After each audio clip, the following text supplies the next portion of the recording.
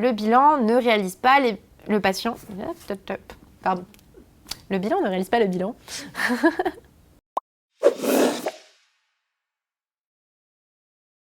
Est introduit une insuline. Pardon, je vais recommencer.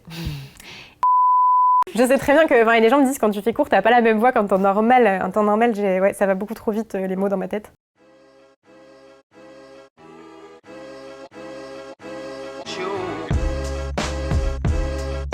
J'ai fait un internat en endocrinologie, diabétologie, nutrition. Et je suis actuellement en train de réaliser une deuxième thèse, mais cette fois en biologie, où j'étudie les complications vasculaires du diabète, mais en sciences fondamentales dans un laboratoire INSERM. Et ensuite, en 2024, donc, il est prévu que je revienne travailler dans le service de diabétologie du professeur Rigalo. Et moi, c'est le professeur Rigalo, effectivement. Moi, ma formation, je l'ai finie il y a une trentaine d'années. Au départ, j'ai fait une formation de médecine interne, et au cours de laquelle je suis passé en endocrinologie, ce que j'avais bien aimé, mais très vite, j'ai plutôt bien aimé la diabétologie.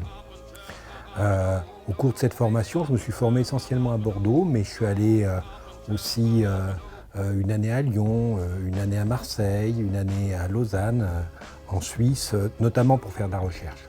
Aujourd'hui, je suis diabétologue au CHU de Bordeaux. Je m'occupe d'un service hospitalier, en tout cas de la filière diabète adulte du service d'endocrinologie, diabétologie, nutrition du CHU de Bordeaux, où à la fois je m'occupe des patients hospitalisés, j'ai aussi une activité de consultation, bref, une activité clinique, puis j'ai une activité d'enseignant et encore une activité de chercheur.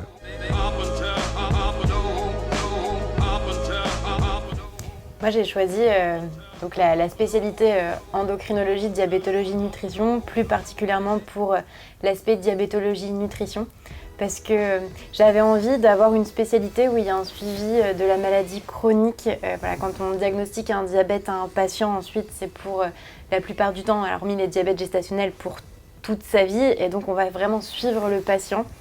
C'est aussi une pathologie où la prise en charge passe énormément par les règles hygiéno-diététiques, l'alimentation, l'activité physique, où il y a vraiment une prise en charge globale du patient, et également où on va impliquer vraiment le mode de vie du patient. On va vraiment essayer d'adapter les thérapeutiques, la prise en charge à son mode de vie. Donc, de par aussi cette prise en charge multidisciplinaire et à long terme, c'est vraiment quelque chose qui m'intéressait, et je ne me voyais pas faire une autre spécialité en fait. Moi, le choix de la diabétologie, ça a d'abord été un peu une opportunité. Quand j'ai débuté mon internat, mon premier stage de spécialité, ça a été dans un service de diabétologie.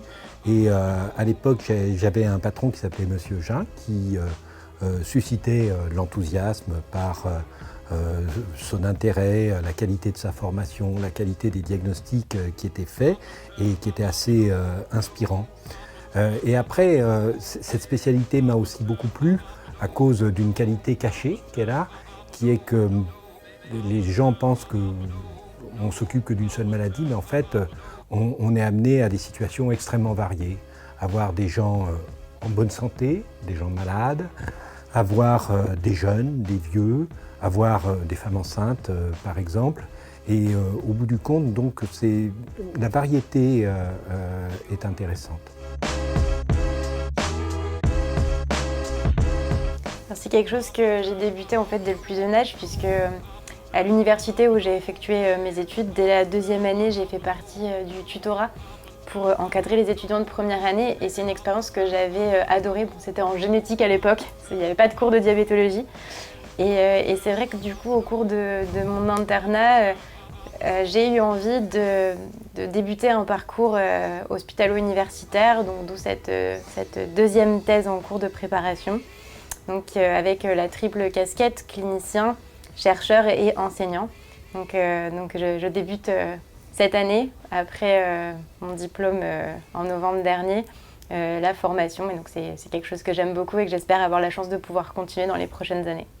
La transmission est devenue une nécessité parce que maintenant il faut que je veille à ce qu'une relève apparaisse, ce qui C'est donc une bonne occasion d'avoir pu travailler avec Ninon sur la formation qu'on a fait ensemble ici, parce qu'il faudra que ça s'arrête à un moment donné pour moi, et puis aussi parce que j'ai toujours bien aimé ça et que le fait de travailler avec des gens plus jeunes fournit de l'énergie. Mais clairement, moi, des fois, je me dis, je me suis trompée de boulot, j'aurais bien fait la radio, voire condition en magasin.